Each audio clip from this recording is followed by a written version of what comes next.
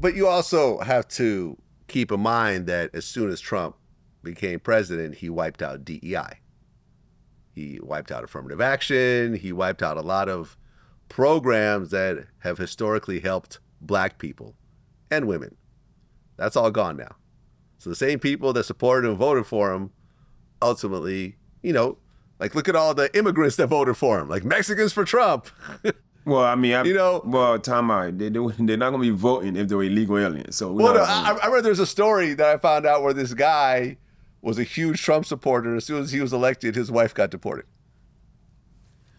I mean, all right, here's my thing with deportation and people living here illegally. Yeah. Okay, when I came to the States over 30 years ago, I mean, this is like coming to America is probably easier trying to get to heaven. That's how hard it is. That's how hard it is to come to America for a black person or a foreign person or a brown person. 8 out of 10 people that go to the U.S. Embassy in African countries get turned down. Not unless you're some government official or you got a scholarship to go to school. Mm-hmm. America wants to know when you're coming, why you're coming, and when you're going to fuck back to your country. Right. And I just want to say, it's not just America.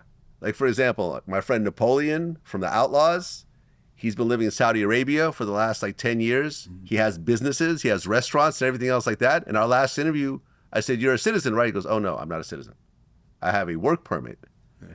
But to be a citizen, you have to either be like a college professor or you have to have really deep government ties. Because he basically said Saudi Arabia is like a welfare country where they get a lot of benefits from just being in Saudi, a Saudi citizen. You get free college, free healthcare, whatever. So a lot of people want to come there just for that. Saudi is one of the countries very hard. Most Arab countries, it's very difficult to get a citizenship for foreigners or people from outside. Because here it's a country of tribalism, the people who already been here, originally people from this land. Saudi Arabia is a welfare country, meaning that people might want to get the citizenship just for different reasons. They give you free healthcare, free education, interest-free loans to buy a house. They help their people so much. So somebody might I just want to get this just to take advantage. So they're very selective of who they give it to. So yeah, you go to other countries, you can't just become a citizen there either. When I'm talking about citizenship, I'm talking about just permission to come to the United States. And stay. Just to visit. All right, because you need a visa. The visa. Yeah. To get a visa, they want to know why, when, and when you're going to fuck back. Right. Black people don't, if you want to go to Mexico from here, they ain't asking you all that. Right. You don't need a visa. So it's very hard to come here. So those who come here from wherever they, all the difficulties they had to go through to get a visa to come to this country, it's what made this country elite. Hard to get in, right. Yeah, no, my family was given permission to come to this country.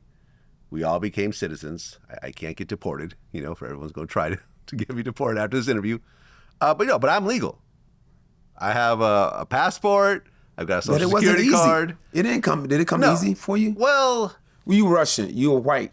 Well, Russian Jews. So the Jewish community in America saw how Jews in Russia were being persecuted. So you got asylum?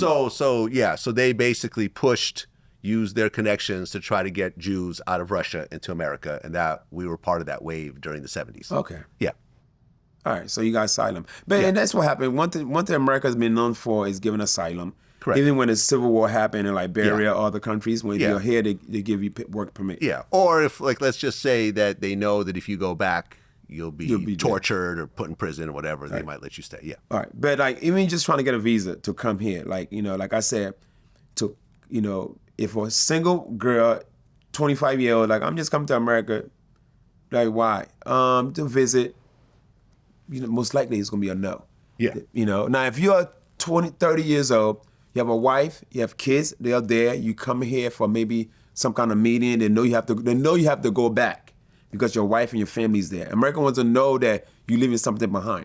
Mm-hmm. Whether it's billions of dollars or millions of dollars, or you have a really great job, and you have to show proof of money in the bank. They want to make sure you have a reason to go back to your country. So it's not easy to come here. So because of that, why should somebody just jump the fence and come over when everybody else works so hard to come here? No, I agree.